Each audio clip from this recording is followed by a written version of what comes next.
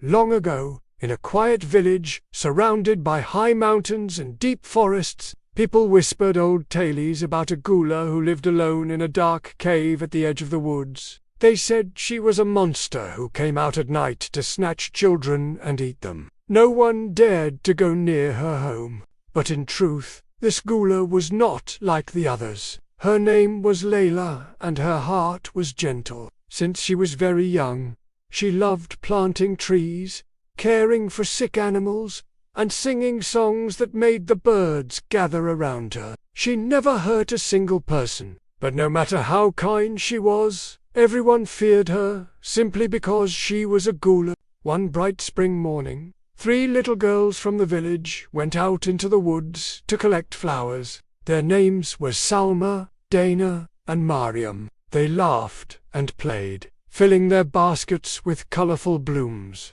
Suddenly, they heard a soft melody drifting from the direction of the cave. Dana shivered. That must be the Ghoula. We should leave. But Salma's eyes were wide with curiosity. What if she's not as bad as they say? Are you crazy? Mariam whispered. If she sees us, she eat us. Yet the melody was so beautiful that their fear slowly turned into wonder. The girls crept behind a big old tree and peeked out. There she was, Layla, the Ghoula, sitting on a large stone, playing a wooden instrument. Around her, birds perched without fear, and bright flowers grew from the earth like a living carpet. When she looked up and saw the girls, she smiled warmly. Hello, little ones. Don't be afraid. Would you like some candy? I have plenty to share.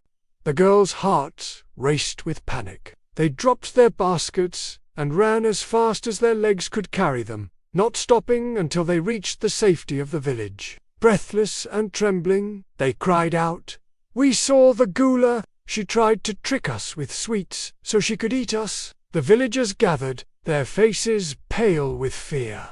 "I knew this day would come," muttered the village elder. "We must drive her away before someone disappears." That night, men and women took up torches and sticks. They marched to the cave, shouting threats. When Layla came to the entrance, puzzled and frightened, they threw stones at her and told her never to come near their village. Tears welled in her golden eyes as she called out, "I have never harmed anyone. Why won't you believe me?" But no one listened. They turned their backs and left her alone in the dark. The next day, the 3 girls couldn't stop thinking about the sadness on Layla's face. Guilt grew heavy in their hearts. Salma finally said, "I don't think she wanted to hurt us." Mariam looked down. "I feel terrible. We never even gave her a chance." Dana nodded. "We should go back and tell her we're sorry." So, though they were still afraid, the girls walked together to the cave once more. They found Layla sitting among her flowers, her head lowered, tears dripping onto the petals. Salma took a deep breath and stepped closer. "Dear Ghoula ... we are so sorry. We were wrong to lie about you and to be afraid of your kindness." Layla looked up, surprised. No one had ever spoken to her with respect. She wiped her tears and managed a small, hopeful smile.